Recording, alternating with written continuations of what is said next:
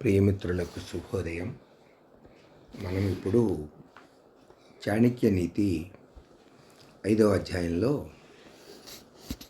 12వ శ్లోకం.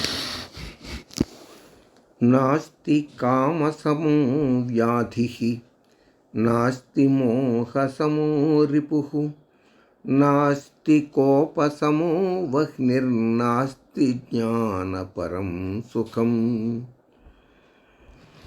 నాస్తి కామసమో వ్యాధి,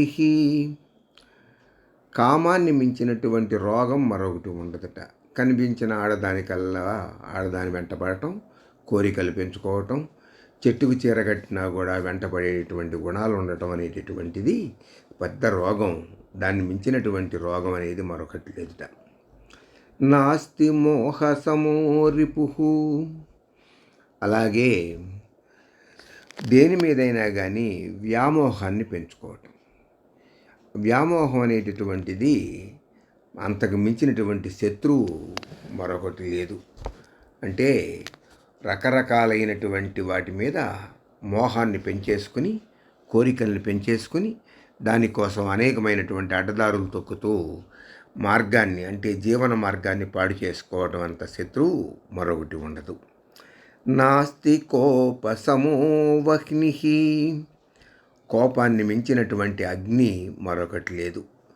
కోపం శరీరాన్ని దహించి వేసేంత అగ్ని అది, కోపాగ్ని అంటాం. అందుకు నేను కోపాన్ని మించినటువంటి అగ్ని మరొకటి లేదు. నాస్తి జ్ఞానపరం సుఖం, అన్నిటికంటే కూడా గొప్పది ఏమిటి అంటే జ్ఞానం, నాలెడ్జ్. ఈ జ్ఞానాన్ని మించినటువంటి ఆనందం మరొకటి ఉండదు అన్నాడు చాణక్యుడు. నాస్తి కామసమో వ్యాధిర్నాస్తి మోహసమో రిపుః, నాస్తి కోపసమో వహ్నిర్నాస్తి జ్ఞానపరం సుఖం. There is no disease equal to lust, there is no enemy equal to infatuation, and there is no fire like angry, but there is no happiness higher than spiritual knowledge. దైవ సంబంధమైనటువంటి జ్ఞానానందాన్ని గనక మనం పొందగలిగితే అంతకు మించినటువంటి సుఖము, ఆనందం అనేటటువంటివి మరొకటి లేవు అంటున్నాడు చాణక్యుడు. స్వస్తి.